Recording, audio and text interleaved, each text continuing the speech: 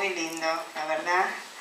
Yo solo puedo presentar a los presentadores, pero no puedo evitar emocionarme, estar de este lado y ver cómo el libro cobra vida más allá de la escritora, porque veía la cara de Felisa recibiendo estos comentarios maravillosos, pero que quizás es más allá de lo que inclusive vos habías pensado cuando escribiste el libro, y esa es la maravilla.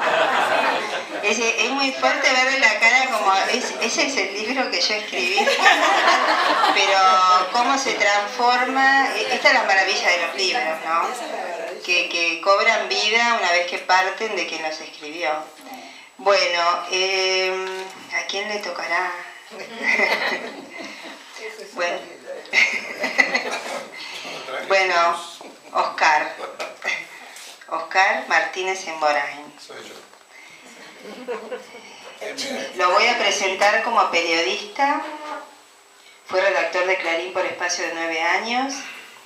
Después, y por haber tenido actividad gremial, partió al exilio, donde cuando pudo trabajó en la profesión de periodismo. Al regreso al país fue directivo de la agencia de noticias Telam y en Canal 7 en el área de noticias. Posteriormente fue director de Radio Nacional y actualmente conduce un espacio diario llamado Público Conocimiento en la radio de la Universidad de Buenos Aires y tiene una columna semanal en Radio Nacional, denominada Estación Futuro. Muchas gracias. Bueno, yo lo primero que quiero decir es que agradezco la convocatoria. No sé si corresponde que yo esté acá, pero agradezco la convocatoria. Agradezco la convocatoria porque estoy conociendo este mundo en el que Felisa es maestra. Y la verdad que cada vez que he tenido la oportunidad de compartir estos ámbitos, como suelo decirlo últimamente, vengo siempre a enriquecerme. Y esto, a mi edad y habiendo transcurrido tantas cosas en nuestro país, no es un detalle menor. Yo quiero decir que el libro tiene más preguntas que certezas, y esto es valiosísimo. Que en un momento en que hay tanto cambio de paradigma, esto es fundamental. Un poco me asocio a lo que planteabas. Y esto es fundamental. Y donde hay tanta manipulación, y esto un poco me avergüenza muchas veces mi profesión, porque la manipulación se ejerce desde mi profesión. Y siento vergüenza por eso, y siento bronca por eso. La otra cuestión que yo quiero destacar del libro es que Felisa plantea expresamente que no hay recetas, que hay búsqueda, que es un poco la historia de la humanidad. Y este libro, este segundo hijo de Felisa, es, a mi modo de ver, lo que en nuestro oficio llamamos el manual de estilo de la condición humana. Es un poco el manual de estilo de la condición humana, hasta donde yo he podido sumergirme en esto que me pareció una muy valiosa herramienta. Esto es lo que yo quiero traducir en esta tarde. Que no hay certezas, que hay preguntas, que no hay un solo camino, que hay 1000 caminos. Y el término del amor a mí me parece que es clave y es un poco el secreto para combatir la manipulación, para acercarnos, para estar cada vez más cerca unos de otros, para identificarnos, para mirarnos con menos recelo, para ser un poquito menos porteños desde ese punto de vista. Esto en el interior pasa mucho menos. Hay otros problemas en el interior, pero esto pasa mucho menos. Efectivamente, yo trabajaba en Clarín y se me ocurre que por ahí contando un par de experiencias, aun cuando lo referencial no es mi fuerte ni me gusta, me parece que va a poner más clara mi apreciación sobre este trabajo de Felisa. Efectivamente, yo trabajaba en Clarín, invertí 9 años de mi vida allí, y para poner en contexto, sobre todo para los jóvenes que pueda haber aquí en la sala, terminaba la década del 60, estaba terminando una dictadura militar, de las que tantas que hemos venido soportando en el lomo de la República Argentina, aquella que inauguraba, derrocando a un presidente como Ilia, inauguraba Onganía, sucedido después por Levington y terminado con Lanusse. La propietaria del diario tenía una suerte que le duró muchísimos años, de asociación con un grupo político que encabezaban Frondizi y Frigerio.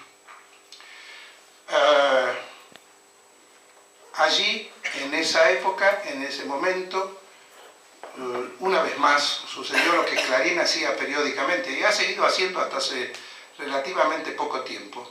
Cada tanto renovaba 1/3 de su personal. De una planta más o menos estable de 1.500 personas, estoy hablando del diario, 1/3 iba a la calle. En ese marco es que los periodistas decidimos empezar a explorar el camino de defendernos. Una anécdota pinta de cuerpo entero en aquella época lo que sucedía. El doctor Noble, que era el fundador, propietario, un hombre de la política de Fresco en la provincia de Buenos Aires, una vez al año visitaba la redacción. Y la visitaba en un horario en que el trabajo era menor, para no entorpecer, porque cuando entraba era un hombre alto, muy plantado, cuando entraba se notaba. Y un día en esas visitas anuales entró y por supuesto iba rodeado de un séquito de colaboradores. En un momento se detuvo y le preguntó al su gerente general, le preguntó quién era una persona que estaba dándole a la Lexicon 80, no había internet ni nada de eso, ¿no? ¿Quién estaba dando sin parar a la Lexicon 80? Entonces el gerente no tenía la más pálida idea de quién era, averiguó y le dijo, bueno, se trata de un cronista de la sección espectáculos. El comentario de Noble fue, ¿y esa cara representa a Clarín? Y bueno, sí, doctor, sí. 24 horas estaba en la calle, porque esa cara no podía representar quién era, cuáles eran sus calidades, todo eso importaba muy poco. Fue a raíz de eso que se armó un movimiento gremial para que no nos echaran por la cara, simplemente. Y la cosa, además, en la coyuntura política venía, como les explicaba antes, venía favorable. Lo cierto y lo concreto es que nosotros pudimos constituir una comisión gremial de periodistas, trabajadores de prensa, que después se fortaleció infinitamente con un trabajo en conjunto con los gráficos, claves en la hechura de un diario, ¿no? Por 5 años nosotros logramos 2 cosas fundamentales. Primero, todas las cuestiones centrales de este gremio, como puede ser el horario de 6 horas, el doble franco semanal, etcétera, etcétera. Pero logramos centralmente que durante 5 años nadie tocara a un trabajador sin razones más que suficientes. Y además logramos que en el conjunto del gremio, porque esto se fue expandiendo como una mancha de aceite, pasara más o menos lo mismo. Durante 5 años, Clarín, La Nación, Crónica, etcétera, etcétera, estuvieron buscando la forma para terminar con eso. ayudados desde luego por el golpe militar del 76, el peor que recuerda nuestra historia, que si nosotros advertimos cuál fue la tapa del diario Clarín del 24 de marzo del 76, cuando en un título catástrofe decía nuevo gobierno, como si todo fuera igual, ese nuevo gobierno que le ha costado la vida a 30.000 personas. Bueno, ahí yo fui el secretario general de esa comisión, a propósito de los coordinadores y a los que refiere el libro de Felisa. Y la verdad que tuvimos una organización perfecta hasta que al diario Clarín se le ocurrió comprar la voluntad de uno de los que estaba dentro de ese grupo. Y fue la espada que asestó el golpe final a la cuestión. Nuestro sector, en términos relativos, ha sido el más represaliado de la sociedad argentina a partir del 76, un poco antes, con la AAA, después de la muerte de Perón, López Rega, Isabel Martínez, etcétera, etcétera. Muchos sufrieron secuestro, tortura y desaparición, o atentados, otros cárcel, y en mi caso, como con otros, yo vivo para contarla porque fui al exilio. Y allí se daba otra circunstancia vinculada con esto que Felisa nos plantea en su trabajo. Porque en los exilios, por lo menos en el argentino y en el chileno, que conocí bastante profundamente, al desaparecer el control social de la sociedad, todo se desmadraba.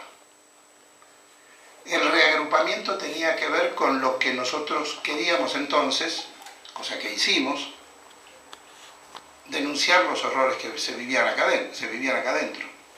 Y entonces un poco el ordenamiento volvió, se volvieron a constituir los grupos y volvieron a aparecer los liderazgos y esos coordinadores a los que se refiere Felisa. Allí hicimos, en esa diáspora pudimos más o menos organizar la cosa y hicimos cosas que tuvieron su fruto. Pasó el tiempo. Yo en realidad soy uno de los privilegiados que transcurrió en ese exilio, porque así conocí el amor. La conocí a Ángeles, con quien armamos una historia de familia, los míos, los tuyos y los nuestros. Que se pare, Ángeles. Que se pare, Ángeles. Parate, Ángeles. Armamos un grupo. Y en este caso ahí se da una cosa que no está descrita en el libro, porque ese liderazgo fue bicéfalo. Fue bicéfalo. Y bueno, no es que toda la vida fue color de rosa, tuvimos cada despelote y de aquí te espero. Pero hace 36 años que estamos caminando más o menos por la misma vereda, que no es poca cosa. Volvimos con la democracia. Ya nada en la Argentina era lo mismo. Había gente que no estaba, los que estaban ya eran otras personas, nosotros éramos otras personas. Y ahí tuve también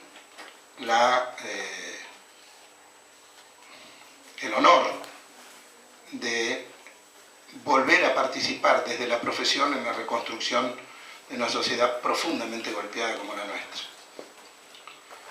Profundamente golpeada. Y fui director de Radio Nacional. Y la verdad que tuve el placer, la satisfacción de ser director de una radio que sigue siendo orgullo hasta en el último rincón de nuestro territorio. Más allá de las coyunturas. Y ahí se volvió a dar lo del grupo. Soportamos 2 intentos de golpe de Estado. Un demócrata de la calidad de Aldo Rico, ustedes lo conocerán, seguramente lo han leído. Intentos de golpe de mercado.